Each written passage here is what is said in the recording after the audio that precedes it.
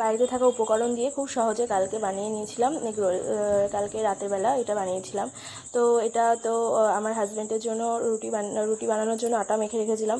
তো ও বললো যে রুটি খাবো না, সেজন্য ভাবলাম তাহলে এগরোলটা বানিয়ে দিই, ও খুশিও হয়ে যাবে আর ও খেয়েও নিতে পারবে বেশ ভালোই।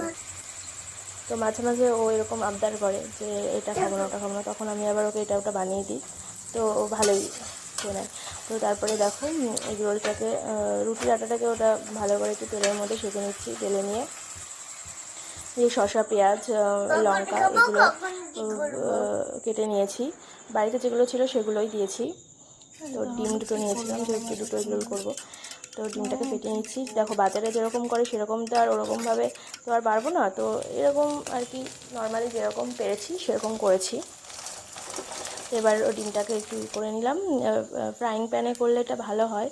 তো আমার প্যানটা কালকে ইয়ে ছিল, মানে আছে কিন্তু ওটা এটো ছিল, ওটা মাজা ছিল না, সেই জন্য ওটাতে করিনি, কড়াইয়েই করেছিলাম।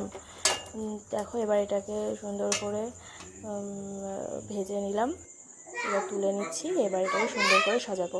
শসা দেবো, পেঁয়াজ দেবো, লঙ্কা কুচি দেবো, গোলমরিচের গুঁড়ো দিয়েছিলাম, একটু লবণ দিয়েছিলাম, আর হচ্ছে সস দিয়েছিলাম, টমেটো কেচাপ দিয়েছিলাম।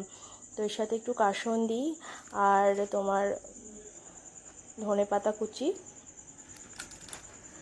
দিলে ভালো হয়। তো আমার কাছে ওটা অ্যাভেলেবেল ছিল না বলে দিয়েছিলাম না। আর লেবু রসটা দিয়েছিলাম, কিন্তু লেবু রসটা এখানে আমার ভিডিও ক্লিপ করা হয়নি। তো এটাকে সুন্দর করে সাজিয়ে নিলাম। নিয়ে এবার এটাকে ভাজ করে দেবো। তো আমি ভাজ করতে পারছিলাম না বলে আমার হাজব্যান্ড আবার ওটা ভাজ করে দিচ্ছিল। দিয়ে খেয়ে বললো ভালোই হয়েছে। কালকে শনিবার ছিল, ও খেয়েছে, সেই জন্য আমি ঠিক বলতে পারবো না, ও বললো ভালোই হয়েছে। তো ভাজ করে নিয়ে দেখো এবার খাবে। তো কেমন লাগলো আমার ভিডিওটা জানাবে। যদি ভালো লাগে তাহলে ছোট্ট করে একটা লাইক কমেন্ট করে দিও।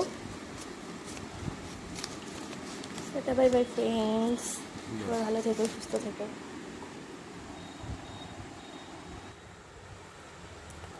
সুপার।